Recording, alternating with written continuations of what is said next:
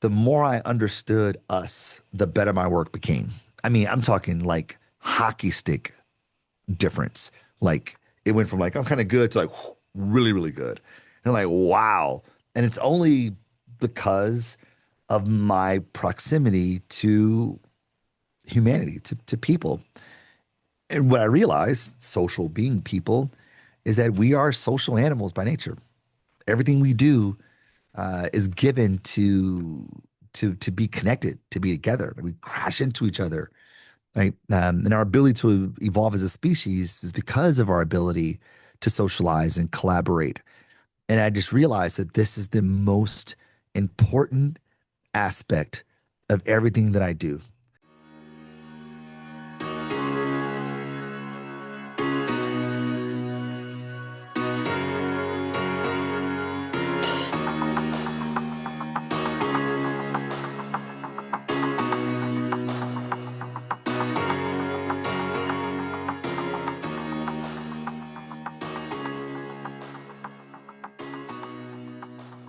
Marcus Collins, welcome to Quick Before You Forget. Thanks for having me. How fun is this? It's so fun. I'm so excited and I'm so grateful you're here. So, friends, you are in for a fun ride with Marcus. He is a cultural strategist, best-selling author, and professor at the University of Michigan Ross School of Business, whose work explores how culture shapes human behavior. Earlier in his career, he worked in the music and technology industries, writing and producing music, leading digital strategy for Beyonce, and helping drive partnership marketing at Apple's iTunes. These experiences gave him a front row seat to the way that stories, identity, and community move people, a theme he explores in his award winning book, For the Culture. Today, we're here to learn from his story. Marcus, what that looks like is walking a bit through your past, present, and future together. Are you ready for that? I think so. Let's give it a shot. Let's go. Hmm. So, Marcus, a lot of your work focuses around culture and belonging. And I'm curious, when you look back on your life, what were the early moments where communities and people shaped your understanding and development of how you feel about culture and belonging? My existence had always been very communal. When I think about the biggest parts of my life, it wasn't the act of what I was doing as much as it was the people with whom I was doing it. I think about being a Collins. I'm Marcus Collins, but my father and his twin brother, my Uncle Hurley, married my mother and her sister, and we grew up next door to each other. So I always felt like I was a part of a tribe, in sort of the anthropological framing of tribes, these collections of people that there were expectations of people like us, as Collinses. And so I just kind of started there, like just primary identity as a Collins was not like, us in one house. It was like houses, you know. Mhm. And I was very active in my church and still am to this day. But that was very much a part of who we are. My father, my Uncle Hurley, my father's brother, my Uncle Hurley, was our pastor. My father was a deacon in the church. My mother was a choir director. It was a thing. It's just what we did. My grandfather was the bishop of the church, so like we went to church. But it wasn't just we go to church. It was the community of our church that's very much a part of who I am. I swam on a swim team from 6 years old through high school, and the majority of that time was on the same swim team, and those were my people. So like it's like these experiences, like playing in band at school. These were my friends, but they were also my bandmates. They were my people, and I think that my entire existence have been framed through a communal lens. So I've always thought about community, even though I had the language to call it community. I just always thought about my people and what were the expectations of people like me. And these were the groups by which I self-identified. Swim team is speaks to my soul. What was your stroke? I was a backstroker. That was my Nice. go-to. But I swam back. That was my bread and butter. But I swam the IM as well. I begrudgingly swam the 100 fly, and begrudgingly. And then I swam in the freestyle relay, 50 freestyle relay, and the individual the medley relay as well. I was a flyer and I was voluntold that I was going to do the 200 Ooh. fly. And that was rough, man. I'll tell you that 100 fly was I liked that one, but the 200 was no fun. And I need to know what your instrument was in band. So I started playing clarinet. Okay. And I thought, I was like, it didn't feel masculine enough for me. Like, I was like, I don't know, clarinet for me. Like, I was the only guy in the clarinet section full of girls. And I was like, I think I'm in the wrong place. And I remember my mother loving the saxophone. She really liked saxophones. I was like, all right, so I play the saxophone. But I felt like it was too many fingerings. A Like, it was lot. so much. And my cousin Terrence took me to go see Mo Better Blues at age I was much too young to go see it. But I went to go see Mo Better Blues, and I saw Blake Gilliam, who was Denzel Washington's character, play the trumpet. I was like, that is what I must play. So I played the trumpet, and I wanted to be Blake Gilliam badly. I love that. My older son is 12 and he played the trumpet, plays the trumpet. He just played in the solo ensemble and got a superior rating over the Very weekend. cool. I'm Wow. such a proud mama. And it doesn't even sound as bad anymore as it used to. Ah. My eldest, who's 11, she's starting to play the trumpet. And when she first started, oof, woof, it was tough. But when I hear her playing now, I always tell her that like your tone is so much warmer. I was like, that's what you want. Like you can learn the fingering, you can learn breath control, but like tone, like to have a really nice tone, like that is to me, I think the early footings of playing an instrument. Like piano, it is what it is. Like, it's just what it is. But playing like a woodwind, a brass, even voice, where you are responsible for the production of sound, not just the kinetic, but the actual breath that goes into making the sound. Just getting a nice tone is the start. Well, and music is such a powerful connector. As somebody that's studied music as well as culture and belonging, what do you think music does for somebody's sense of community or sense of belonging? Well, music is a cultural product. So it's an expression of people like us. So when we hear certain aesthetics in the music, it signals for whom it's for. Like there's a certain beat progression or rhythmic sequence in like hip hop. You go like, all right, I know what the groove is going to be. You know what I mean? Even in gospel music, so I played piano in church. There's a certain turnaround where it's about to happen. Like you just know it, right? And I think those kind of signalings make you feel at home. And just like any other cultural production, music has this ability to make you feel at home, even when you're hearing music produced by a different culture that's similar to your own. Did you watch the movie Sinners by chance? No, but tell me more. There is a scene in Sinners that is like the scene that everyone refers to as, and without giving away too much of the movie, it's this musical is musical sequence where they show the progression of like blues music and how it connects to hip hop and how it connects to gospel and all these other things. And you find that these rhythms are so interlaced, even though they come from different cultural producers. And music, as the universal language, just has a way to do this in ways that other universal languages don't. They talk about math as a universal language. It is, but it don't feel evocative. Like, you don't solve an equation and go, oh, that really touched my soul. No, no, no. Like it's to hear a vocalist. I mean, we listen to opera, and if you don't speak the language, you don't know Italian, it still moves you. I think this is how culture ripples through our social connections, that they make us feel things first. And as we feel things, we think things. And one would say that feeling is thinking. There are cognitions and affects all existed in the brain. But as we start to feel things, we associate evaluations to them. And then we decide if it's for people like us. And that process of matchmaking it is critical to how we think about who we are in this world and ultimately how we navigate through it. Amen.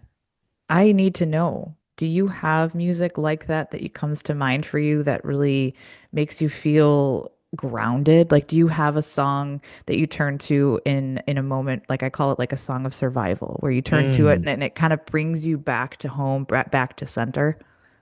I don't know if there's a song that does that in particular, but there is a song. You know, they talk about if you were standing on an island, what song would it be? There is a song. It's called Getaway Jordan by Take Six. I think the recording came out in 1988. I have listened to this song at least a million times. And that may seem hyperbolic, but I'm not even kidding. It's every year it's on my Spotify rap. Like it is the thing. And what I love about it is it's the intersection of all the many things that I like and have found myself connected to. Like though I grew up on hip hop, like I'm a hip hop fan.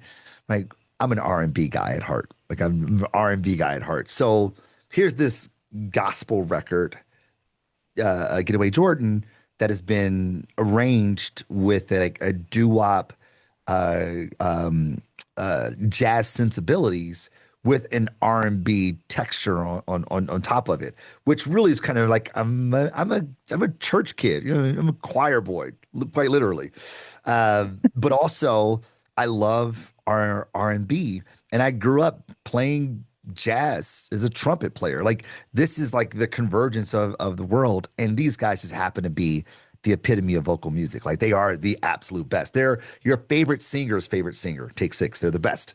But the song, it's grounding in the sense that it reminds me of when I first discovered them as I was 11 years old, 10 years old at the time when I discovered them.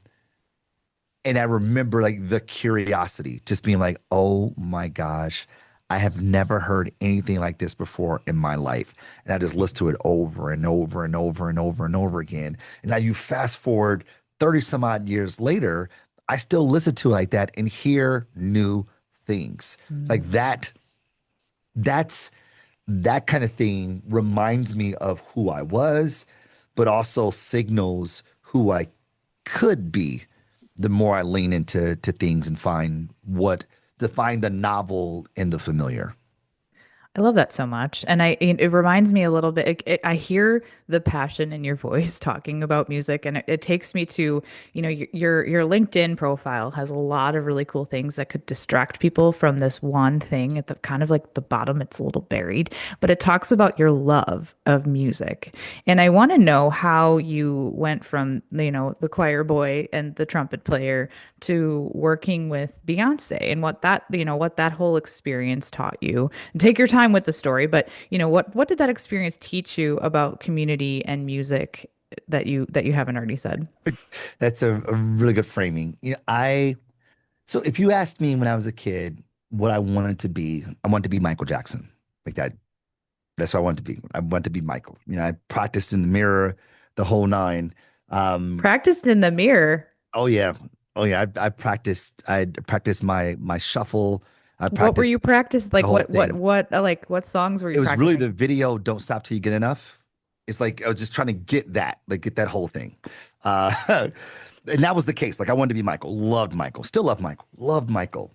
But then the spring of 1991, I saw a video of four guys from Philadelphia named Nate, Mike, Sean, Wanye, Boys to Men. And I was like, them. That my obsession is what it really turned into. Like these guys, they were everything to me. I'll be honest. And like they could sing, they sang in the way I like to sing or wanted to sing, I should say. Again, that R&B sensibility. They were like nice guys. Like they were clean cut. They wore preppy clothes, and they were nice guys. They were nice guys. And I felt like that's how I was. Like grew up in Detroit. I was a church boy. I was a good kid. I wasn't getting into a lot of trouble. I was mischievous, but not a troublemaker. And I was like, these are like I was like, that's who I looked up to. In fact, I would wear like like a uniform every day when I was in seventh grade, like I wore a Boyz II Men uniform. It was like white shirt, tie, jeans, just like these guys. Like I really them. And my fixation was like I wanted to be the fifth member of Boyz II Men. That was it. I was like, that's so. In fact, I got Boyz II Men stuff in my office right now. Like that's how much I was into these guys. It's like I want to be the fifth member of Boyz II Men, and that was sort of the ambition. I had a singing group, and we fashioned ourselves off of Boyz II Men. We listened to all their music. Oh, it was all way in. But by the time I was about to graduate from high school, my parents says, hey, listen, that was fun, but now this is serious time. What are you going to study? What are you going to do? And I had done well in math and science. So those days, the 90s, if you did well in math and science, and you're a black kid from Detroit, you're going to be an engineer. So I went to study engineering, but in my heart of hearts, I wanted to be in Boyz II Men. But my parents like, come on, don't be stupid. Get your head out your ass. Like, come on, you need to do this thing. So I go to Michigan to study engineering, and I realized that like I'm not that into it. I thought it was interesting. I just wasn't terribly interested. And I came home and said, Mom and Dad, I don't think engineering's for me. My mother's an entrepreneur. My father's an entrepreneur. My dad was an academic. Sorry, flip that. My dad was an entrepreneur. My mother was an academic. And my mother goes, just wait till you get into your major. You're going to love it. I go, all right, I trust you. Mom, I trust you, Mom. I did not love it at all. I realized very, very quickly this was not for me. My GPA was tangible proof that I wasn't doing so well in it. So I took some music theory courses and I fell in love with major sevenths. I was like, this sounds so familiar and warm and bright. It was like all the things. And I came home and said, Mom and Dad, I think I want to be a songwriter. They go, oh, no, you don't. That is not the case. So I finished my engineering degree, but I spent all my time where I should have been in the classroom, taking music theory courses and recording music in the studio that was at the in the School of Music on North Campus in Michigan. So I'm just like learning how to write and produce and record. Graduated right after 9/11, so the job market was terrible. And I thought that was God's divine sign telling me to go into music. So that's what I did. I went into the music industry. I ran a recording studio for one of my professors in the School of Music. And I was like recording music with my friends. I'd tell my friends come up from Detroit to record. We make records. And then I go to New York and shop music with a business partner of mine. And that was going okay. We had like some minor successes, but it was like, it felt very promising until I realized the music industry was not going to sustain me as a creator. So I was like, man, I'm not going to be the fifth member of Boyz II Men. Apparently, I'm not going to be Babyface either, who I wanted to be. I was like, well, maybe I guess like I can go into the business side of music and like help those artists get their music heard. And I figured marketing was the most creative form of business, so I'll do that. So I went to school to get my MBA, studying strategic brand management, and I got a gig working at Apple, which was awesome, doing partner marketing at iTunes, managing our relationship with Nike Sports Music, and it was phenomenal. Apple was like a dream job for me. And around that time, I met a guy named Matthew Knowles, who has a daughter named Beyonce Knowles, and he goes, wait a second, let me get this straight. You were an engineer who started a music company. You have an MBA. You work at Apple, and you're black, dude. You're a unicorn. You don't exist. You're not real. I go, no, I'm real. She says, well, you should come run digital strategy for Beyonce. And I said, I should totally do that. And that's how I found myself running digital strategy for Beyonce. It was, you always say that, we think about our trajectory as linear. It definitely was not linear. But it was the fortunate alchemy of many failures. I realized, you say, what I realized about community in music is that I realized that, I'm not as good as Nate, Mike, Sean, Wanye. So even if I wanted to, I don't think I would have been made it in the group. And even the group that I had started in high school, it didn't happen for us, and that it shifted my trajectory directly into engineering, which my parents wanted me to do. But even there, music was calling. I found myself in music, and I was like, all right, if I can't, I don't have the instrument to sing like these guys, but I could certainly write. Like I just felt very excited about that. But even doing that, putting, music in the world, shopping music, that didn't work for me either. And maybe I didn't do it long enough. Who knows? But I found myself in music yet again, this time as a marketer. And what I realized is that, these are my people. I'm a musician. These are my people. This is where I belong. The difference, however, is how you engage in it. Like every it was the body is made of different parts, and every part plays a role. Like, is the eye more important than the foot? Well, someone without a foot would be like, I don't know, fam. Like, everything has a role. It's fitting. And what I realized is that I had to find where I was best suited. And I've spent so much of my life working in music, even to this day. Like, I work with clients who exist in the world of music. So I'm still in it, just not in the way that I thought I was going to. And here I am, still involved in music as a practitioner at church, which is what, at least my pastor would say is where I was supposed to be anyway. I hear that. And you had your parents say the words, "No, you don't." How did you work through that? Like when you had this calling and you're still doing it now, like you're still, like you said, you walk through, you had this opportunity with Beyonce, you worked at iTunes, like the music has been a through line for you. And your, number one and number two fans said, nope, you're doing engineering. So like, how did you figure that out for yourself? I think the words no always demand oh yeah, hold my beer response. Like, I feel like that's just kind of always in my thing is that I don't know, I call it delusion. It probably is some delusion, but my secret power, if any, other than being able to fall asleep anywhere, like my secret power is that, like, I have like tunnel vision once I get focused on a thing. And I go, that's what I'm doing, focused on it. And though, there may be indicators to say you should not do this, you should stop, it's not working, et cetera, et cetera. Or, someone says like you have no business doing this, like you're not going to do it, it's not going to happen for you. Like, I completely like silence all of those things and just go head first, committed to it. And then there may be a point where I go, oh, it needs to shift, i.e., I'm not going to be a singer, maybe a songwriter. I'm not going to be a songwriter. I'm going to help songwriters get their music heard. Like, though it may shift, wherever I'm focused on, I am like 10 toes down focused on it. So even when my parents say, no, you're not doing it, I go, yes, I am actually. It drives my wife crazy. It drives her absolutely insane. Like, when I tell her things, I'm like, well, I'm not asking for permission. I'm just letting you know that this is what's going to happen. And, my dad was the exact same way, as I've come to learn. Um, uh, but honestly, I see it as a gift, because if you rely on all the early indicators, um, then they'll all tell you to stop in most cases.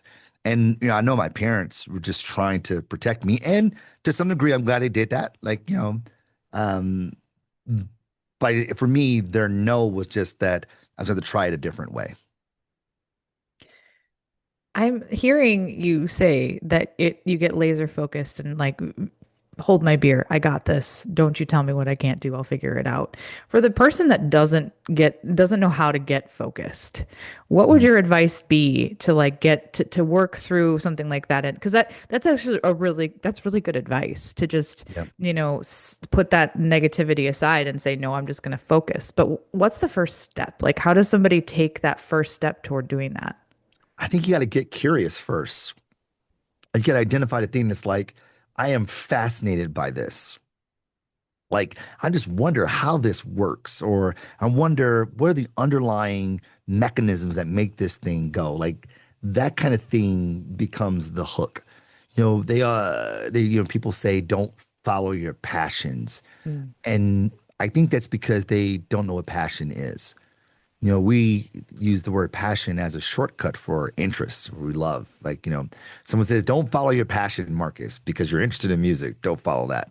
And I think that's actually the literature would say otherwise, that passion comes from the theological literature, and passion means to suffer, like the passion of the Christ, to suffer, right? So the question becomes, what are you willing to suffer for? You suffer for the things that you are very much invested in. So I think that's the first thing to start is like, what am I curious about? And what I'm willing to suffer for.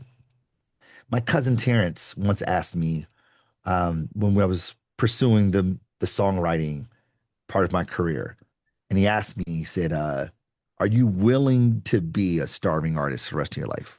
Not like you're going to be. He wasn't sort of damning me, but he was asking me essentially, without saying it, for what are you willing to suffer?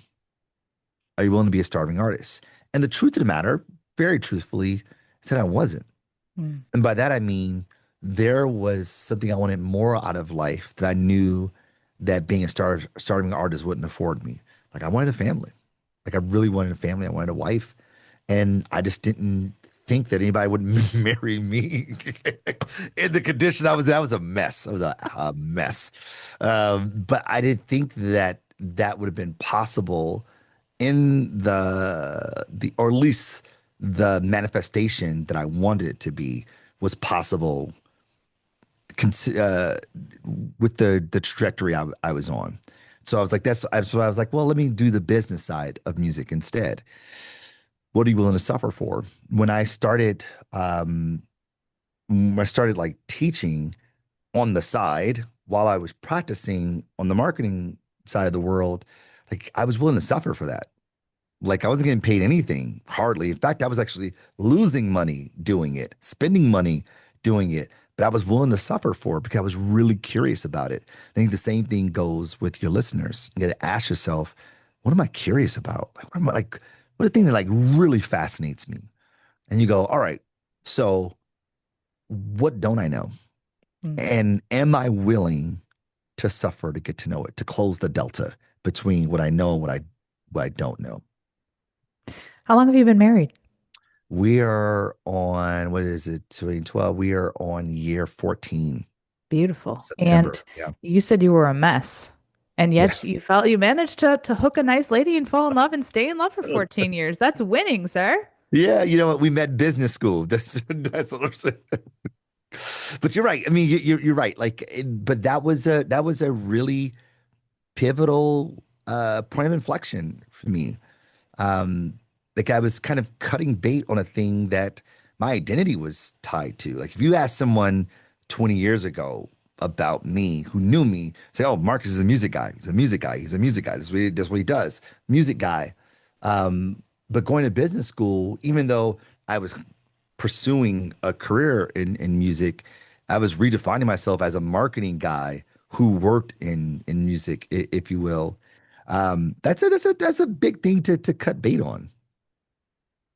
Well, you mentioned yourself 20 years ago, and that takes me to a question that I like to ask my guests, which is what advice or what words would you have for 22-year-old you if you could talk to you then? Mm. I would say to that Marcus, that there more than one way to make it happen. Mm.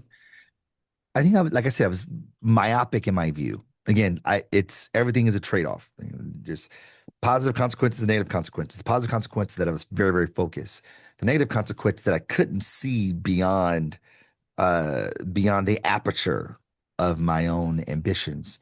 But there are more than one way to do a thing. And what I realized years later is that when I was in school, I felt like I was being forced to do engineering. So I was like, I hate it. I Mm. absolutely hate it.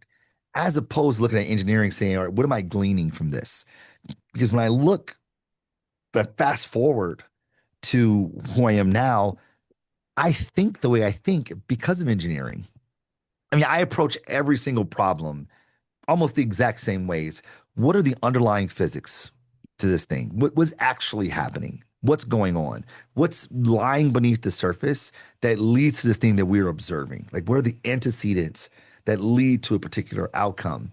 And honestly, like that's how I approach music. Maybe that's why I wasn't such a good songwriter, but that's how I approach music too. The kind of I listen to songs and go, all right, what are the chord changes or what are the melody happening here? Because for me, There's three major things: chord changes, melody, rhythm. That's it for me, right? The harmonies, melody, and rhythm. And every time I listen to something, I go like, "All right, so what's going on here? Well, where are those changes? Okay, I got it. I think I got the progression. Okay, great. The rhythm, I feel like I have an inclination to sort of naturally lean into. And then the melody is the thing that kind of hooks you the most. But I look at those things, and that's one would say, well, that's obvious, perhaps, but that's the thing that my mind immediately goes to, because to me, those are the building blocks that become the song. Just like in engineering, at least especially on the material side, those are the physical properties, or the chemical properties that give things the physical aesthetic and the physical properties that we use. And the same thing today as a scholar.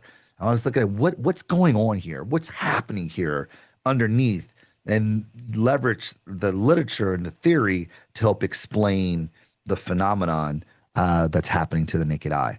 So I am a better thinker because I was an engineer, and I probably would be a even better thinker if I were a better engineer. And that would have happened if I wasn't so myopic in my view, and that there was only one way to do this, that I'm basically just going to pass through school and, just graduate. I don't even want the degree. In fact, I didn't have my own degree.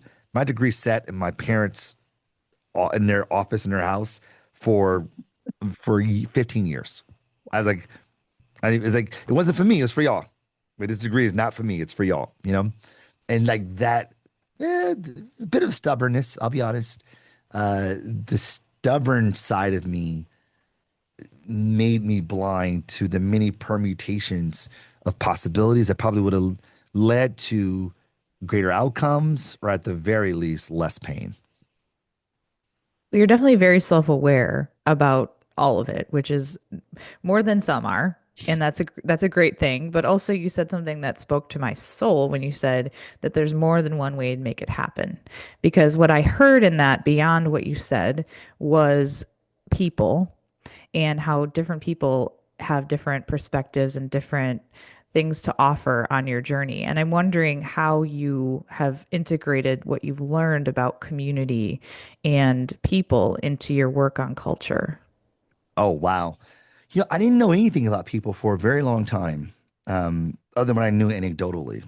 I was an engineer. I think I took one sociology class that I slept through, honestly, um, which is ironic because today most of my academic literature sits in the world of sociology. I was going to say that's, Yeah.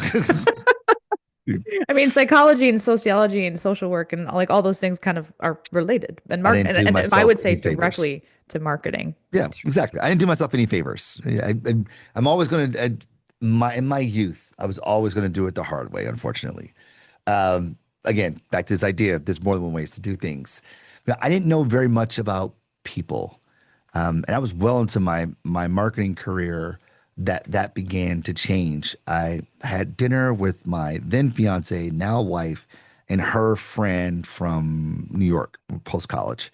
And we're at dinner, and her friend Sarah, who was a social worker here in Michigan at U of M, she was talking about, like, in social we do this, social we do that. Talking about her job. In social we do this. In social we do that. And I kept asking myself, why does she keep saying that? Because I say the exact same things as the social media marketer in an agency. And I'm like, she's saying exactly what I'm saying. I go, oh, because social is people. Well, that's why. And immediately I had this like sort of this like wave of euphoria. And I go, wow, social is people. I mean, like, it's like I feel like an epiphany of sorts. And immediately that epiphany turned to dread because I realized I knew nothing about people. And I'm like, oh my goodness, I'm a fraud. I knew the word Freudian slip. That's about it. And I knew that Marx was like a controversial figure, but that's about it. And I go, oh man, this isn't good. I'm going to get fired. And I remember telling my fiance that I was like anxious about it, and I was really concerned. And she's like, well, why don't you read about, the behavioral sciences? And I legit was like, I don't read books. I read articles. That's how stupid I was. And she goes, well, you should read more than an article. You get more depth. So she gave me a book from one of her friends, mentors, a gentleman by the name of Dan Ariely, who wrote a book called Predictably Irrational. And I read the book and it completely blew me away. Like it rang a bell that I couldn't unring. And I was so fascinated that I went back and read it again. And then I read it a third time, but this time I highlighted all the research I thought was really interesting. And I went to go read that research. And Kahneman led me to Lowenstein. Lowenstein led me to Kahneman. Kahneman led me to all these other scholars. And I just was reading. I just kept reading and reading and reading and reading. And as I read, I started to learn more about us as a species, the underlying physics of humanity. And, lo and behold, the more I understood us, the better my work became. I mean, I'm talking like hockey stick difference. Like it went from like, I'm kind of good to like really, really good. And like, wow. And it's only because of my proximity to humanity, to people. And what I realized, social being people, is that we are social animals by nature. Everything we do is given to be connected, to be together. We crash into each other, right? And our ability to evolve as a species is because of our ability to socialize and collaborate. And I just realized that this is the most important aspect of everything that I do, understanding humanity. And what is the governing operating system of humanity? Culture. And here I find myself very much invested in cultural studies, understanding what makes us tick as a collective, not as individuals per se, but as a collective, what makes us move in concert the way that we do. And what I find is while it's helped me be a better marketer, it's helped me be a better professor for sure, instructor, educator. But I think it also helps me be a better human in that I realize that there are many permutations of reality, many permutations of meaning with regards to how the world manifests. And therefore, I don't typically hold objective truths in my mind. I know that my truth is just as valid as someone else's. And that helps me humanize them, even if I don't agree with them. Even if I don't agree, I go, I see how you got there. And because I see how you can get there, I'm therefore more inclined to see the humanity in you. And that helps, I think that helps make for more civil exchanges. And Lord knows we need more of that these days. Yeah, we do.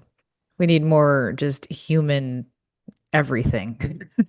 Human Amen. connection, human everything. So Mhm.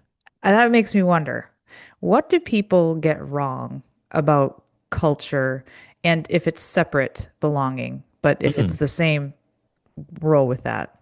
No, the the biggest challenge for us when it comes to culture is one, we have a hubris about it.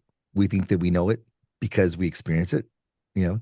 But culture is abstract, it is esoteric, it's intangible. It's like explaining water to a fish. It's in everything because it is everything. And that the esoteric nature of culture makes it very difficult to describe. Raymond Williams, one of the most profound scholars in of culture, once said that culture is probably the one of the three most difficult words to define because of its omnipresence. So it's hard for us to really define it. Then our hubris makes it even harder to even accept that the way we've been talking about it probably is superficial. In the world of marketing in particular, we use culture as a shortcut for popularity. We go, let's get our idea out in the culture. What for me is like, let's make our idea popular. What's going on in culture? What are people watching? What are they eating? What are they wearing? What are they doing? And while these things are cultural role, they're byproducts of culture. They're not culture itself. And when we use these sort of superficial ways to describe culture, I think we rob our ability to fully engage in it. Emil Durkheim, one of the founding fathers of sociology, talks about culture as a system of conventions and expectations that demarcate who we are and govern what people like us do. And that system, it's everything. It is the way by which we see the world, translate it, and engage with it accordingly. So when marketers talk about getting our ideas out into culture, what we really mean is to get our ideas adopted into an operating system of a given group of people. And when we do that, well, things change drastically. But when we look at people as like just what's cool, what's happening, what are they watching, what are they doing, and we're going to mimic that, well, that's like the easiest recipe to be dismissed. And because we think about culture in this very superficial way, I think we how miss the richness of culture and how our cultures can be simultaneously, paradoxically, very, very different, but also very, very similar. And in doing so, it helps us find greater connection, right? So when we talk about belonging, we ask ourselves, do people like me do something like this, right? We find our people, we're given to that. Emil Durkheim referred to this as collective effervescence, which is just the best phrase. And what it signifies is that people who subscribe to the same culture act in concert in an effort to promote social solidarity among themselves. So we are inclined to act accordingly to maintain good standing citizenship within our people to belong. Therefore, belonging is a byproduct of culture, and as social animals, we are given to belong. What would you say to somebody who doesn't feel like they belong? I'd say belong to whom? Mm. You know, there are people out there. There's to every every force is an equal and opposite force. So while there are people who are diehard, I don't know, diehard K-pop fans, there are people who I can't stand K-pop. Those are your people, right? Like if you think about the diffusion curve or the bell curve or the normal curve, they're two sides of the spectrum. The way Everett Rogers talked about it, that ideas disperse in the population through innovators, early adopters, early majority, late majority, and laggards. The laggards are just the equal opposite of the innovators, right? And the same thing goes here. The challenge is you just haven't found your people yet, but they're out there, right? The idea is to find your people. You got to first know who you are, and that's the hard part. Like the belonging isn't as difficult as realizing who you are first to know for whom or with whom you belong. Because oftentimes, you meet people, you go, we just clicked. We just clicked. It was like effortless. Like those kind of connections are typically because you all see the world very similarly, or you're fascinated by the way the other person sees the world. And considering what we talked about earlier, where you're trying to find your thing, it starts with curiosity. You either go, I want to know more about that because that's kind of cool, or I want to know more about this person because we seem so similar. They're two different sides of the same coin. Quick before you forget, what small shift can people make that has an outsized impact on how they connect with others? Empathy. The smallest shift is realizing a truth, a fact, that things aren't the way they are the way that we are, that the world is not objective, it is subjective. And your truth is just as real and just as valid as someone else's. So long as someone else's truth or your truth doesn't mean their eradication, their mitigation, their oppression, so long as it doesn't mean their erasure, then like these two things can coexist. In fact, we're better off when they do. Like that's sort of the beauty of it all. This is why diversity, equity, inclusion is always, associated, because the diverse perspectives. First, when we realize that our perspective aren't the only ones, then it opens us up to be more inclusive of people who have different perspectives. And when we realize that our perspective doesn't doesn't have more weight or merit than someone else's, then we realize there's some equity with regards to how our perspectives coincide. And by its very nature, then we realize that, hey, diverse perspectives can help us see the world more vividly. And it widens the aperture of how the world manifests, which then uncovers new opportunities, new solutions that we may have never even considered. And in doing that, the world gets a lot more vivid. And I think the world becomes a lot more meaningful. And that's just a small mental shift. It's a big one. It's a little big one, right? Yeah, Like it's a exactly. little shift that has a big impact, That's which right. is a powerful thing in today's world. So, what is something about culture or human behavior that you hope people cling on to or remember in hard times? Because, I'm thinking about the pressure we're under. And I know that, like, pressure, there's quotes out there, and I don't know who to attribute it to, but there's quotes about pressure revealing culture. So, Mm, it makes me curious what leaders do right and wrong under pressure, which we're all in right now in this, yeah. in the country and in the world. It just feels like a very high pressure moment. I think it's easy in times of pressure, in times of fear, to create in groups and out groups because our brain is wired for that. It means safety. I'm more willing to trust people who are like me. And when you can't read people's minds or you don't have any stated preferences of how people see the world, you look at the veneer, how they dress, the color of their skin, their artifacts, their behaviors, their language. These are all expressions, or they're all shared ways of life for a given group of people. But that sort of bifurcation of in and out only makes the world smaller for us. It's safer in our minds, but the world is much, much smaller. We live in this massive assembly of human beings that we call states, countries, like continents, even. And therefore, if we are to be in community within a given group of people, then we need to redefine who's in and who's out. We have a natural inclination to have in and out. Um, Maybe right now, at least in this country, we need to redefine what's in and what's out. What's in should be the collective shared imaginations of the given group of people. And, quite frankly, I think that we all agreed that that was going to be the Constitution, the spirit of the Constitution in today's context. That was the thing, that was the imagination that kind of unified us all.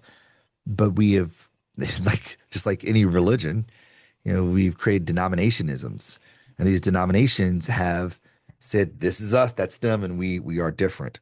But as the scripture would say, we are one body of Christ. And the idea there is that we need to be unified. There is, you look at biblically, beginning of times, there were just two kinds of people: Jews and Gentiles, them and them. That's it. I think that's kind of how we need to think about ourselves, that there are the people who subscribe to this broader imagination, right? But realize that there are different expressions of that imagination that don't exclude us. And then realize that then there's people who are completely against that imagination. Those aren't our people. That was beautifully said in a very difficult conversation to have right now. So I appreciate how well spoken that was, and thank you. I want to know if you had a megaphone to say one thing that everybody had to listen to right now, what would it be? Oh, goodness gracious. I would say, imagine if it were you. Imagine if it were your kid. Imagine if it were your wife. Imagine if it was your husband. Imagine if it were you. I think right now, today, the biggest challenge we have uh, is an empathy deficiency, that we refuse to see the world outside of our own lenses, and we refuse to see ourself in that scenario until it actually happens to us. When it happens to us, we go, "Oh man, I didn't want this. This isn't what I wanted." And it's like, but that's actually what you asked for. And the thing is, you never thought it would happen to you. And if I had a megaphone, I would go, imagine if it happened to you. Imagine if it were you. And oh, by the way, it can happen to you. So by all means, please, please, please practice a little empathy. That's the thing that's missing the most. If we just had a little bit more empathy, I think we go, hey man, like I don't agree with you, but I see how you got there. And like, I feel for you. I feel for you, or better, I feel with you. Mm. And I think that, we only see that happen in times of great, great tragedy, unfortunately.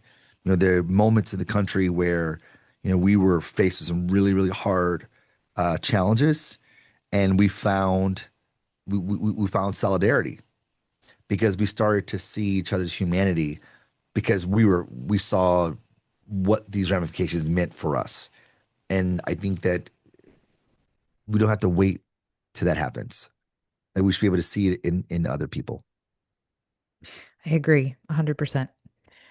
I did see on your social media something very exciting about a new book that you finished at the end of last year. Yes. Talk Yes. to me about that. Yes. So I've spent my entire career, scholarly career, that is, studying culture and its influence and impact on human behavior. As a practitioner, I worked in it. And the scholarship is sort of taking the things that I did in practice with what we know of the literature, and that became sort of my platform for which my work was brought to the world. But I realized, though, after writing for the culture and having the great, great, great, great pleasure and great fortune to work with a lot of companies to help them instill that thinking into the walls of their organization, I realized that their ability to apply the thinking had very little to do with skill, know-how, talent, technology. Very little to do with that, but everything to do with their organizational culture. And he goes, oh man, like you're hiring these amazing people from great schools with great experiences, just really, really super people. And they're coming here and somehow or another, they just can't make it work. It's like watching a basketball team or a baseball team or any sports team, like get the best players together and somehow or another, they kind of suck. What's going on here? Like, what's happening here? And I see that happening in organizations over and over and over again. And that in helping companies sort of institutionalize the thinking of my work, I got to see it like firsthand, like right, front and center. And I realized that the only way that we become better in the front stage, what we put out into the world, be it marketing, whatever uh, presentation that is the company, that presentation is highly dependent on the backstage. If you want to have a better front stage production, you need a more optimized backstage. You can have the best actors with the best costumery, the best script, the best props, the best everything, but it won't be its best production unless the backstage is optimized. So this work I've been doing over the last 2.5 years now is studying organizational culture and looking at the underlying physics that are at play when people come together to engage the collective production of work. Sounds very necessary right now. Amen. Marcus, I could talk to you for hours. Unfortunately, we don't have hours, but I want to ask you two more questions. And those are, first of all, if there's something that I didn't ask that you would want to share after our conversation, that would be lovely. And people need more Marcus in their lives. So can you talk us through where they can find you and your work and your content? That's very kind. If there's something you didn't ask that I would want to say, is it there? I think w no matter where I've been in my life, like I've always remained in student posture.